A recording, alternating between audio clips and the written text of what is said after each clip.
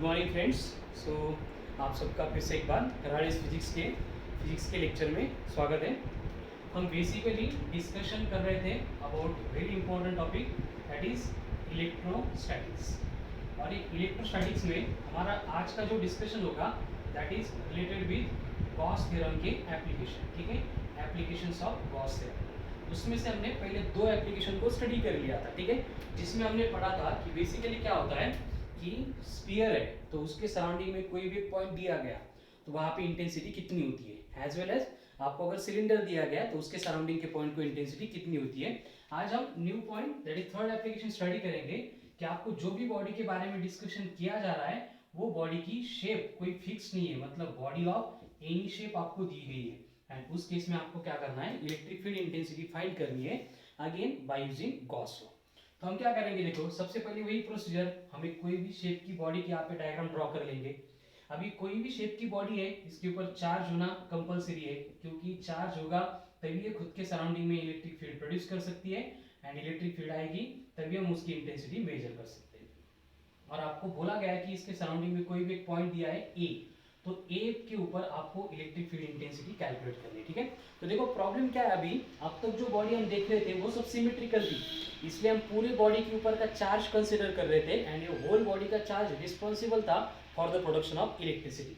लेकिन अभी यहाँ पे क्या होगा, ए पे जो इंटेंसिटी प्रोड्यूस होगी उसको प्रोड्यूस करने के लिए जो चार्ज रिस्पॉन्सिबल है वो सिर्फ जो एरिया मैंने यहाँ पे शेडेड पोर्शन में दिखाया है डीएस, उसके ऊपर का चार्ज ओनली रिस्पॉन्सिबल होगा।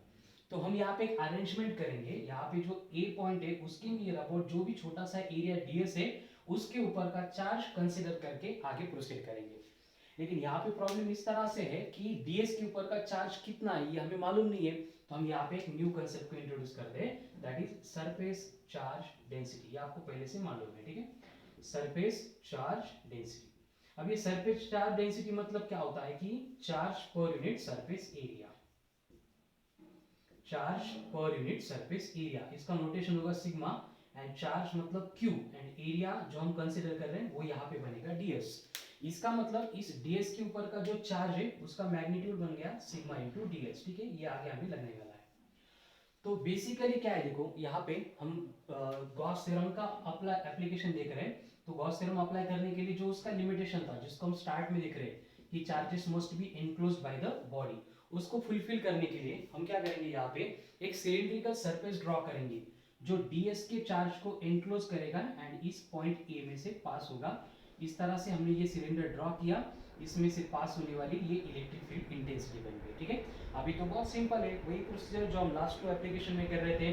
पहले by the definition of total normal electric induction, हमें मालूम है कि टोटल नॉर्मल इलेक्ट्रिक इंडक्शन होता है epsilon into E cos theta DS.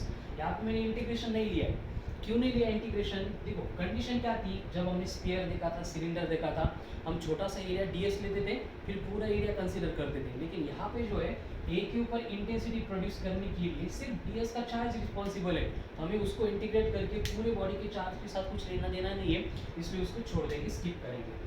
Again वही सेम पार्ट की यहाँ पे थीटा 0 होगा तो थीटा 0 मतलब cos 0 1 बनेगा और आपका जो टोटल नॉर्मल इलेक्ट्रिक इंडक्शन है वो बन गया epsilon into E into DS. ये आ गया आपका first equation. At the same time देखो ए के ऊपर इंटेंसिटी फाइंड करने के लिए अपन गॉस थ्योरम अप्लाई करेंगे, तो बाय जीटी मतलब Gauss theorem total normal electric induction क्या होता है, समेशन ऑफ चार्ज जो हमने अभी भी फाइंड किए, तो समेशन ऑफ चार्ज मतलब क्यू मतलब बना सिग्मा इनटू डीएस।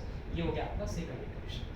तो अभी क्या करना है, हमें इन दोनों इक्वेशन को इक्वेट करना है। तो नेक्स्ट स्टेप बनेगी from equation number 1 and 2 epsilon into E into DS is equals to sigma into DS. तो डीएस डीएस कैंसिल होके आपको एक्सप्रेशन मिल रहा है E equals to sigma upon epsilon, which is very important equation, ये हमें बहुत काम में आने वाला है। ठीक है, तो ये था third application of Gauss theorem. चलो वन फास्ट राइट डाउन।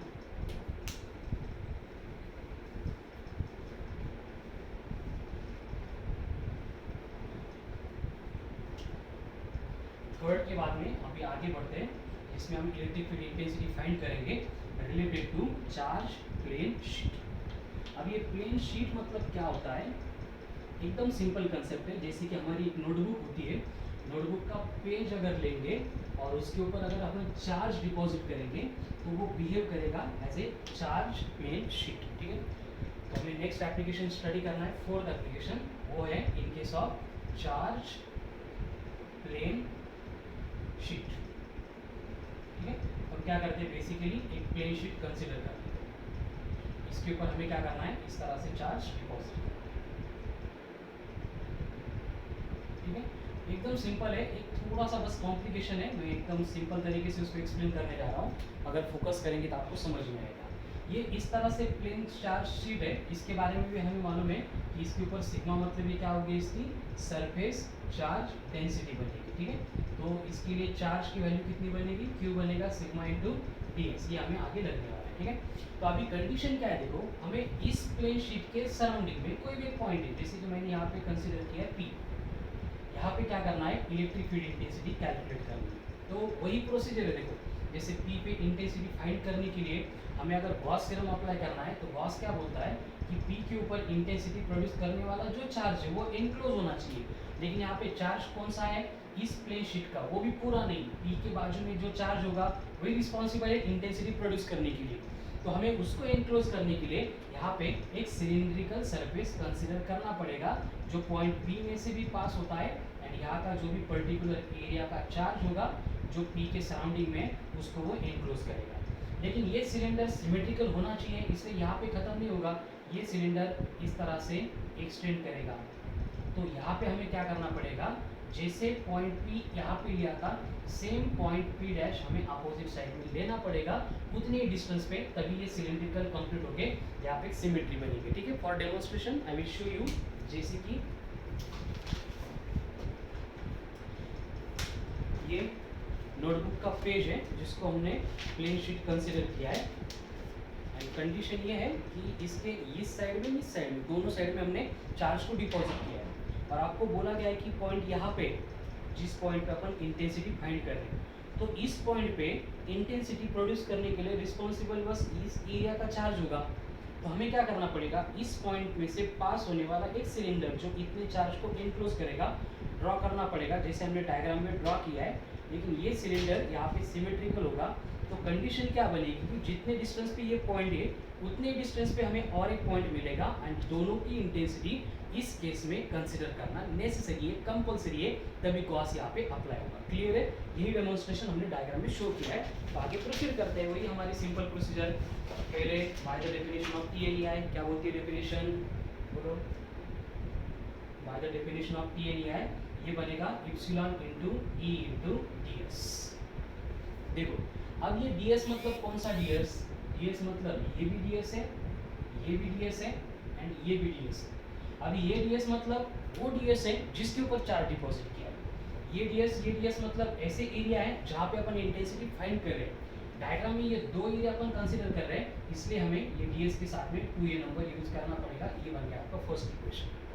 वो तो थीटा 0 रहेगा, cos 0 1 होगा, इसलिए मैंने यहाँ पे एक स्टेप को स्किप कर दिया है। ठीक है, फिर से वही दूसरा by G T Gauss theorem, क्या बोलता है गॉस थ्योरम, करेक्ट है, मतलब गॉस थ्योरम के अकॉर्डिंग ये टोटल नॉर्मल इलेक्ट्रिक इंडक्शन बनेगा समेशन ऑफ चार्ज, जो आपको दिए है सिग्मा इंटू डी एस। ये बना सेकंड इक्वेशन। दोनों की इक्वेट करेंगे तो epsilon into E into twice of D S, ये 1 एंड 2 से बना रहे हैं अपन, epsilon into E into twice of D S is equals to बन गया सिग्मा इंटू डी एस। यहाँ पे डी एस कैंसिल होगा, रीअरेंजमेंट करेंगे तो आपको इंटेंसिटी के लिए एक्सप्रेशन मिल गया sigma upon 2 epsilon. Again explain the important equation, ये एप्लीकेबल होगा only for charge plane sheet. देखो एकदम बेसिक बातें डिस्कस हो रही है, आगे धीरे धीरे हम इसके एप्लीकेशन भी स्टडी करेंगे, लेकिन ये कंसेप्चुअल पार्ट है, ये अगर क्लियर हो गया तो आगे आपको थिंक करना भी सिंपल होगा, समझना सिंपल होगा, एंड क्वेश्चन जो है वो तो सॉल्व होंगे। अगर आपकी कंसेप्ट क्लियर है, आपकी बेसिक कुछ क्वेश्चन क्लियर हो जाएंगे, और उसके बाद आप प्रैक्टिस करेंगे तो, लेकिन ये सब बेसिक स्टेप है, इसको अपन स्किप नहीं कर सकते। ठीक है, so this is all about Gauss theorem and its application. यहाँ पे इलेक्ट्रिक फील्ड इंटेंसिटी की या फिर गॉस की 100% कंसेप्ट खत्म नहीं होती है, लेकिन जितना बेसिक पार्ट रिक्वायर्ड था वो यहाँ पे कंप्लीट होता है, और यहाँ पे हम Gauss theorem and its application के इस पार्ट को कंप्लीट करके आगे के पार्ट को प्रोसीड करते हैं नेक्स्ट पार्ट में। ठीक है, देखो बेसिकली क्या होगा, हर रोज एक टॉपिक के पूरा टॉपिक एक लेक्चर में तो इंक्लूड हो ही नहीं सकता, इसलिए अपन पॉइंट वाइज लेक्चर बना रहे हैं। तो आपको अगर सब लेक्चर की नोटिफिकेशंस रिक्वायर्ड है तो आपको चैनल को लाइक करना पड़ेगा, सब्सक्राइब करना पड़ेगा, उसको भूलना नहीं है। और बेसिकली कराडेज फिजिक्स ये अपना चैनल है, तो जैसे जैसे वीडियो अपलोड होते जाएंगे आपको नोटिफिकेशंस मिलेगा। अगर आपको समझ में आ रहा है, कंसेप्ट की लिंक लग रही है, तो पर डे आपके टॉपिक्स भी क्लियर हो जाएंगे, ठीक है। और उसके साथ में आपकी कुछ क्यूरीज है तो आप 9518558037 इस व्हाट्सएप नंबर पे सेंड कर सकते हैं, ठीक है। और आपको रिलेटेड टॉपिक से रिलेटेड जो भी वर्कशीट मिलेगी वो इस नंबर पे व्हाट्सएप करने के बाद, मैसेज करने के बाद आपको बेसिकली वर्कशीट मिलेगी, जिसका डिस्कशन अपन फर्दर लेक्चर में करने वाले हैं, ठीक है। Thank you.